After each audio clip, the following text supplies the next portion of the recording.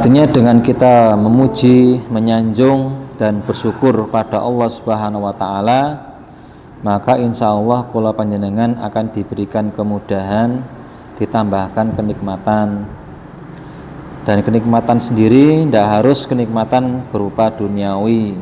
Kadang kenikmatan berupa lebih gampang atau lebih mudah untuk takarub kepada Allah Subhanahu wa taala. Seperti dalam ayatnya itu, la in sakartum la azidannakum. Kalau bersyukur pada Allah akan ditambahkan kenikmatannya dalam segala aspek gitu ya. Tidak harus dalam segi harta, tidak harus dengan segi kesehatan ya. Tapi kadang dengan pemahaman, dengan ketelatenan, kesabaran, semuanya itu termasuk pemberian Allah Subhanahu wa taala. Ya, salah satunya sebagai rasa syukur kula panjenengan kita berkumpul mengkaji diantaranya ayat-ayat Allah. Ini ku di surah Al-A'raf, surah yang ke-7 di ayat yang ke-78.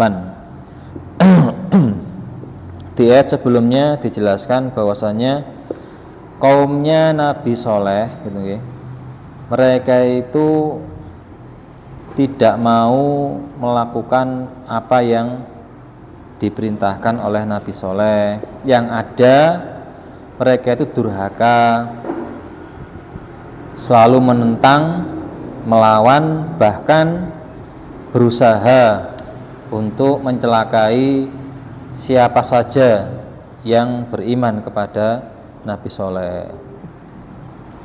Maka di ayat yang ke-78 Allah Subhanahu wa taala menjelaskan fa'akhadhat maka menimpa kepada mereka ar-rajfatu rajfah. Al-Imam As-Suyuti menjelaskan yang dinamakan ar-rajfah itu zalzalatus sadidat minal ardi, gempa yang sangat dahsyat dari bumi gitu. Was-sayhatu minas sama, dan suara yang melengking dari langit. Fa'asbahu, maka mereka menjadi atau berpagi-pagi fi darihim, di dalam rumah mereka, jasimin, dalam keadaan bergelimpangan, maksudnya mati itu nggih, bukan gelimpang tok semaput mboten, tapi meninggal gitu. Lah ini menunjukkan bahwasanya apa yang dijanjikan oleh Allah Subhanahu wa taala itu merupakan suatu kepastian.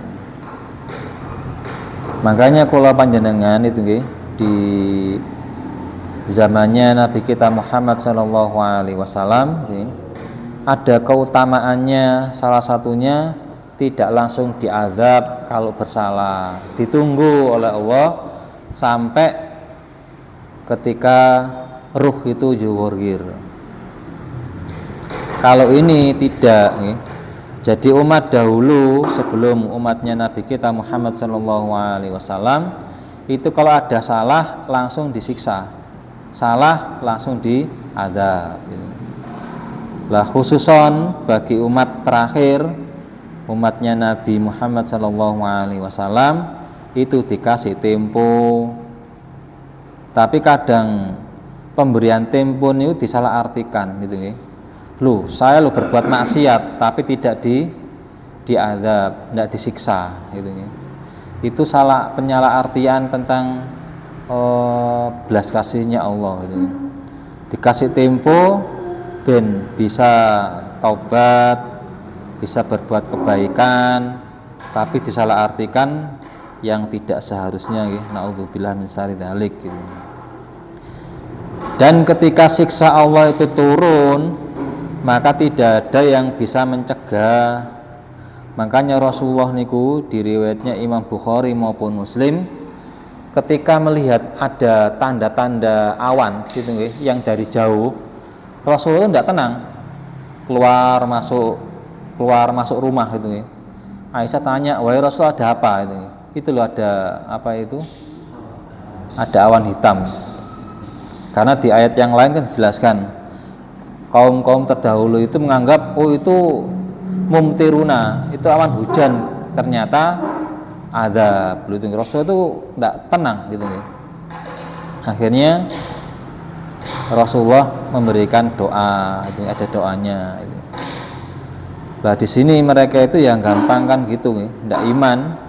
Akhirnya apa yang dijanjikan oleh Allah terjadi kepada diri mereka sendiri. Dan ini menunjukkan bahwasanya orang yang kafir, orang yang durhaka itu endingnya tidak enak. Akhirnya itu tidak enak itu. Apalagi nanti di akhirat, di surah apa itu? Al-Hijr. Nah, itu surah Al-Hijr, surah yang ke-15. Di ayat yang kedua niku dijelaskan, rubama yawaddul ladzina kafaru laukanu muslimin. Barangkali gitu nggih, orang-orang kafir itu menginginkan kalah mereka itu dulu di dunia termasuk dari orang-orang yang muslim. Apa yang dijelaskan menurut riwayatnya di kitab Tafsir Al-Maraghi gitu, dijelaskan di sana ketika di neraka gitu, ketika di neraka, penghuni neraka dari kalangan orang Islam dan penghuni neraka dari kalangan orang kafir niku kumpul. Ijtama'a ahlun nari finnari wa ma'hum man sa'allahu min ahlil qiblah gitu. Akhirnya orang kafir ngomong kepada orang Islam yang masuk neraka, alam takunu muslimin, bukanlah kalian itu orang-orang Islam, kok bisa masuk neraka niku opo lho ngoten nggih. Orang kafir tanya sama orang muslim gitu. Qalu, maka orang Islam jawab, bala, iya kami itu dulu Islam gitu nggih. Maka orang kafir jawab, tanya lagi, fama aghna ankumul Islam faqad sirtum ma'ana finnar. Islam kalian tidak ada manfaatnya buat kalian, buktinya kalian bisa masuk neraka bersama kami lho itu nggih. Ini di tafsir Maraghi gitu. Qalu, orang-orang Islam menjawab, kanat lana dzunubun, dulu kami itu berbuat dosa, berbuat salah gitu nggih. Maka kami disiksa dengan dosa itu tadi. Fasami Allahu maqalu, maka Allah mendengar apa yang diucapkan oleh orang-orang kafir dan orang-orang Islam tadi, perbincangan mereka didengar sama Allah. Fa amara biman kana finnari min ahli qiblah fa akhriju atau fa ukhraju. Maka Allah memerintahkan kepada orang-orang Islam yang masuk neraka itu dikeluarkan. Lah ketika melihat seperti itu, orang-orang kafir ngomong, ya laitana kunna muslimin. Ngerti wong ngene biyen kowe wong Islam nang donya lho ngoten nggih. Jadi orang Islam itu enak itu nggih. Panah ruju kama khuriju. Kita akan keluar sebagaimana mereka dikeluarkan oleh Allah dari neraka. Artinya apa? Artinya manusia itu ketika sudah memiliki keimanan itu dalam hatinya, Allah tidak akan menyia-nyiakan keimanan seseorang. Meskipun nanti ada dosa itu sebagaimana ini, kecuali dosa syirik gitu karena syirik itu dengan iman tidak akan gumbul kesirikan gitu. Di salah satu hal sebagaimana dijelaskan oleh Rasulullah SAW, orang yang syirik itu tidak bakal masuk jannah gitu. Di riwayatnya Sahih Bukhari gitu. Di hadis yang ke-1237 Man mata min ummati, barang siapa yang mati dari kalangan umatku, umat Rasulullah lho nggih.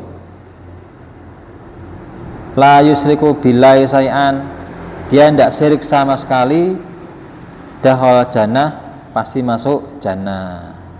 Atau di hadis yang ke-38 itu ya, 1238. Man mata yusriku billahi syai'an dakhalan nar. Barang siapa yang syirik kepada Allah sedikit pun, dia akan masuk ke dalam neraka. Nauzubillah min syarri dzalik. Makanya dalam Islam itu tidak ada kata-kata setengah-setengah, rugi. Udkhulu fis silmi kafa, secara keseluruhan gitu ya.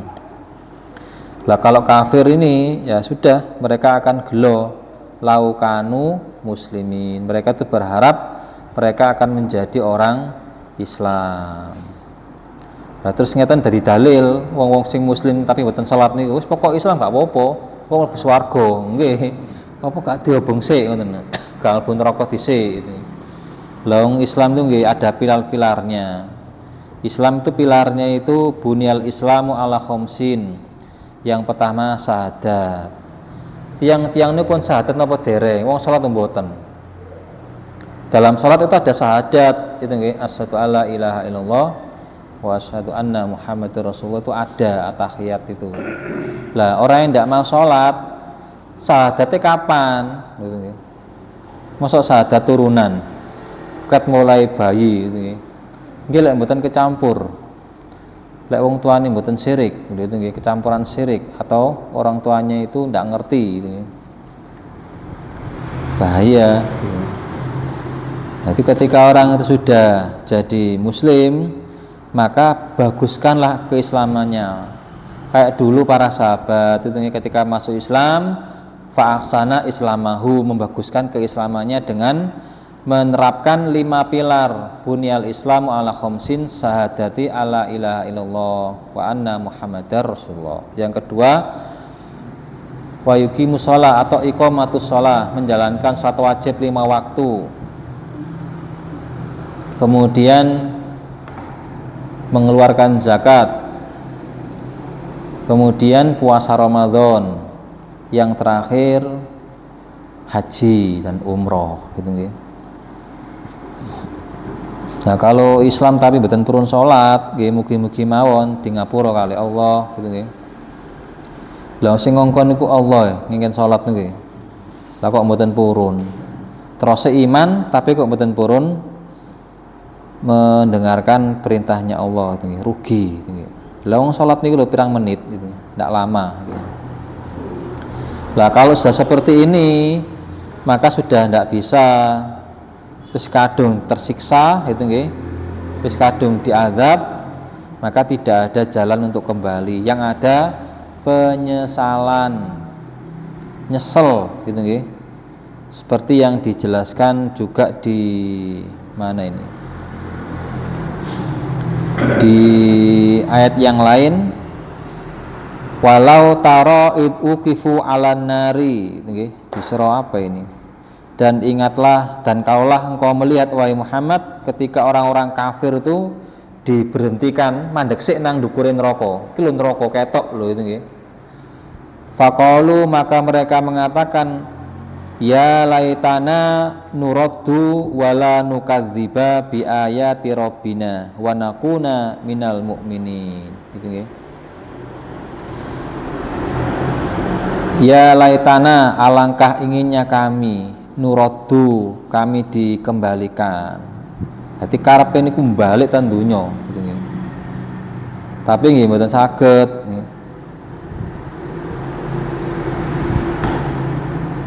Itu di surah Al-An'am di ayat yang ke-37 gitu nggih. Walau taro idzu kifu 'alan nari, dan kaulah engkau melihat wahai Muhammad ketika mereka diberhentikan di hadapan neraka gitu nggih. Faqalu, mereka mengatakan, ya laitana, alangkah inginnya kami, nuraddu, kami dikembalikan ke dunia, wala nukadziba, dan kami tidak mendustakan bi ayati rabbina, dengan ayat-ayat pemelihara kami. Artinya tidak kayak disuruh sholat tidak mau sholat, tapi mau nanti karena apa? Ngerti ngeten niki gitu nggih.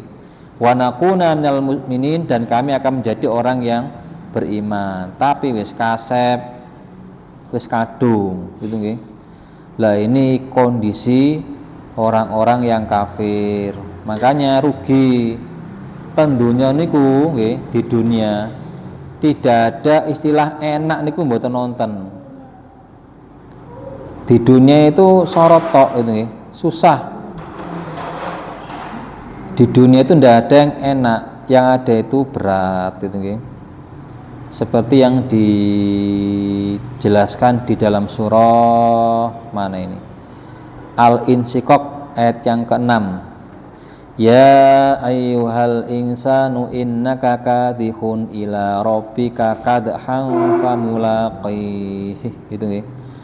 Wahai manusia, sesungguhnya engkau itu kadihun, bersusah payah, bekerja keras menuju kemana? Ila rabbika, kepada pemeliharamu nanti untuk dipertanggungjawabkan amalannya.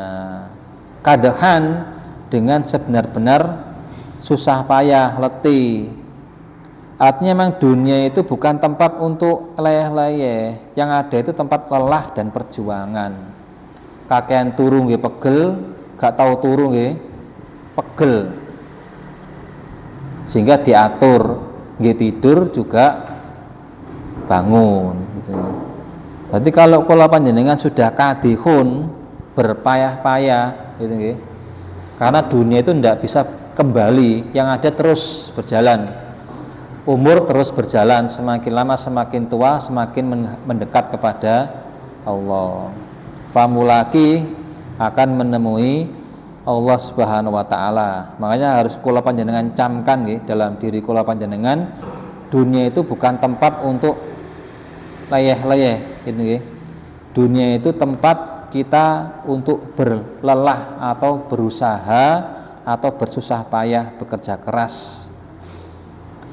Ada yang kerja kerasnya hanya untuk dunia entek ya wis gitu nggih. Ada yang bekerja keras sampai akhirat, lah itu yang akan beruntung. Lah sing mboten untung sinten? Nggih sing keliru niku wau. Makanya di ayat yang ke-7 dijelaskan, fa amma man utiya kitabahu biyamini fasawfa yuhasabu hisaban yasira. Maka barang siapa yang diberikan kitabnya dari tangan kanan, arah kanan, maka akan diberikan kemudahan oleh Allah Subhanahu wa taala dengan dihisab dengan hisab yang ringan. Seperti yang disebutkan di Sahih Bukhari di hadis yang ke-2441. Nanti di akhirat orang-orang yang beriman akan dipanggil oleh Allah, kemudian diajak bisik-bisik, ditanya, ata'arifu dzamba kadza, ngerti enggak dosamu ini? Maka orang beriman mengakoni, i Rabbi, leres ya Allah niku dosa kula. Sampai lagi tanya lagi, ata'arifu dzamba kadza, sampai orang-orang beriman itu yara annahu halaka. Dia itu menganggap dia itu pasti akan binasa. Maka Allah mengampuni dosa-dosanya itu nggih. Terus catatannya diberikan dari arah kanan. Loh niku lho nggih, enaknya orang yang beriman itu seperti itu. Makanya di surat An-Nisa di ayat yang ke-136, orang beriman itu disuruh untuk menjaga keimanan. Ya ayyuhalladzina amanu aminu gitu nggih. Wahai orang yang beriman, berimanlah kalian. Menurut Imam As-Suyuti maksudnya dawimu alal iman. Istiqomahlah dalam keimanan nih. Nah, coba menungso niku seumpami nggih dihisab temenan, diaudit nggih ajur gitu nggih. Wong dosane menungso niku akeh. Balek kula panjenengan api beriman, sing elek-elek niku dihapus kali Allah. Niku janji Allah gitu nggih. Di surah An-Nisa di ayat yang ke-31 itu nggih. In tajtanibu kaba'ira ma tunhauna anhu nukafir angkum sayyiatikum. Wahai orang beriman, jikalau kalian itu bisa menjauhi dosa-dosa besar gitu nggih, nanti dosa kecil akan dihilangkan oleh Allah Subhanahu wa taala. Apa dosa besar? Syirik. Terus apa? Tidak salat 5 waktu, dosa besar. Makanya di kitab apa itu? Di kitabnya Imam Ibnu Majah, kitab Sunan, niku dijelaskan bahwasanya syafaat itu, syafaatnya Rasulullah Shallallahu Alaihi Wasallam itu diberikan kepada al-kabair, orang-orang yang melakukan dosa-dosa besar. Ini sampeyan tingali di kitabnya Imam Ibnu Majah gitu nggih. Nggih.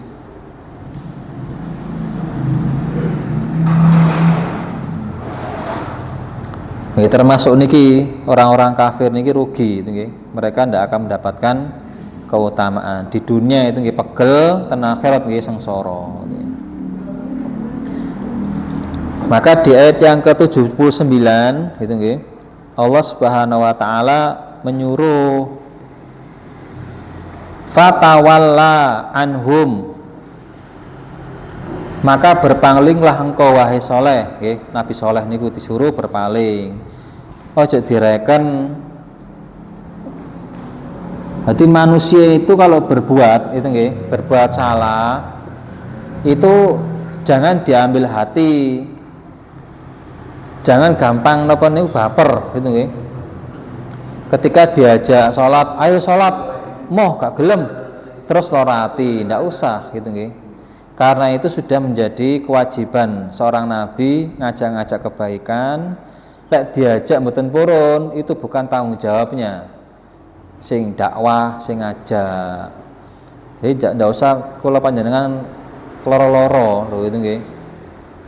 Kayak kaji apa itu silaturahmi Bani Qadir, pas diajak kok mboten purun, nggih mboten usah lara ati gitu nggih. Lah wong tugasnya panjenengan kula panjenengan ning ngoten tok itu nggih.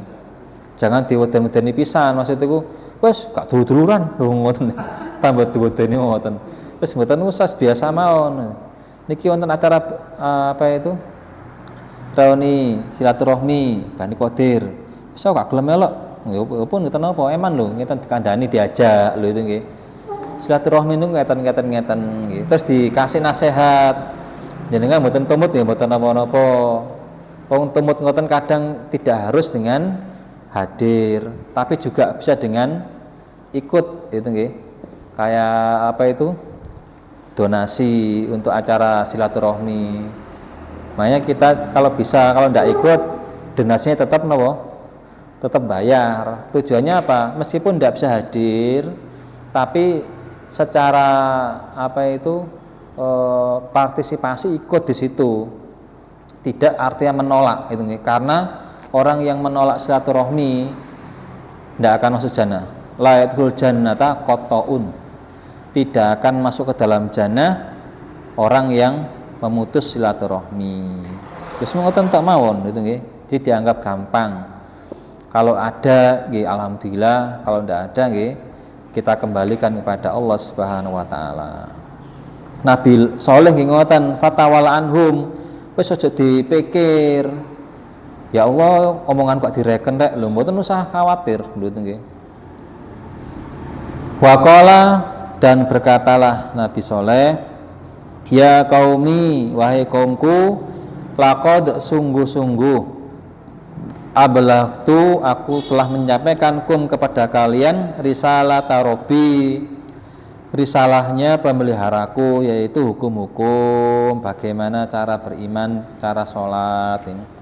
Wa nasohtu, dan aku telah menasihati lakum bagi kalian, walakin akan tapi la tuhibbu, kalian tidak seneng, tidak menyukai an-nasihin, orang-orang yang memberikan nasihat, memberikan kabar baik.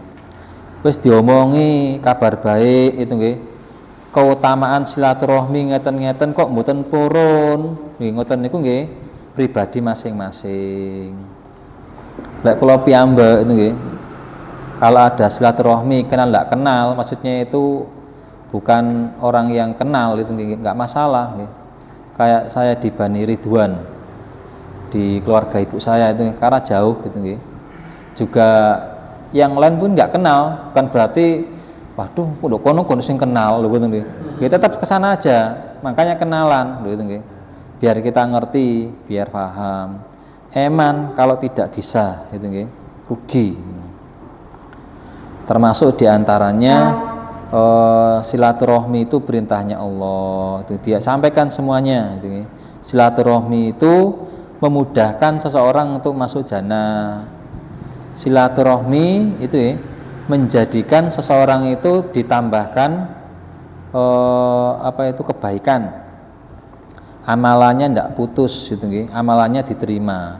Dan sebaliknya orang yang memutus silaturahmi itu amalannya akan ditolak oleh Allah Subhanahu wa taala. Itu diriwayatnya Imam Ahmad di hadis yang ke-10.272. Inna a'mala bani adama tu'radu kulla khamisin lailatal jum'ah fala yuqbal amala qati'ir rahim. Maka tidak akan diterima amalannya orang yang memutus silaturahmi sampai dia menyambung silaturahminya. Lho, itu nggih.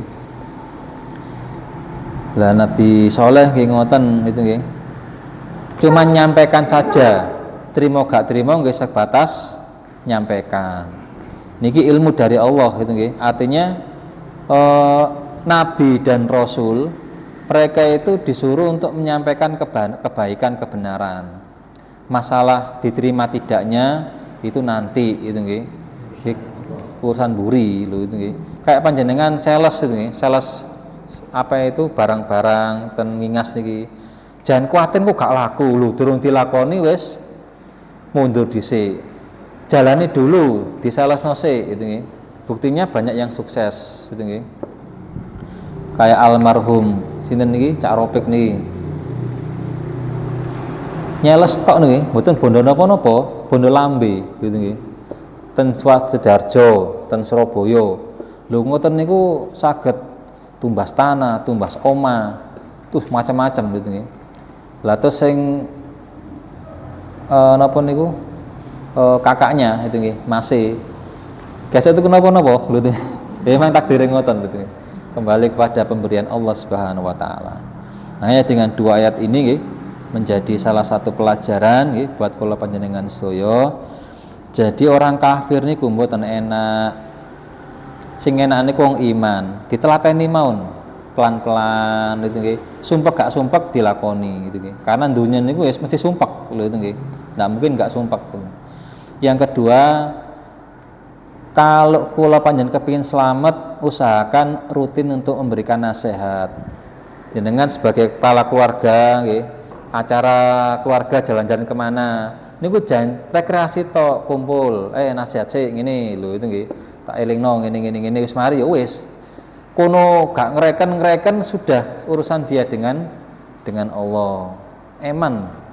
Atau kalau ndak rekreasi di rumah gitu nggih, pas wae ngumpul kene kumpul tak sampaikan sesuatu lah, sampaikan sesuatu yang baik nggih, nasihat untuk diri masing-masing dan untuk keluarga. Dan itu yang sering saya lakukan itu nggih, di mobil atau di mana saja itu kasih nasihat, tujuannya mengingatkan diri kita masing-masing nggih. Mugi-mugi manfaat nih, kurang lebihnya mohon maaf. Allahumma taqabbal minna innaka antas samiul alim wa tub alaina innaka antat tawwabur rahim. Allahumma anfa'na bima 'allamtana wa 'allimna bima yanfa'una wa zidna ilman. Allahumma arinal haqqa haqqan warzuqna ittiba'ah wa arinal batila batila warzuqna istinaba. Rabbana atina fid dunya hasanah wa fil akhirati hasanah wa qina adzabannar. Wa subhanallahi rabbil izzati amma yasifun wa salamun alal mursalin walhamdulillahi rabbil alamin. Kurang 1 menit bisa.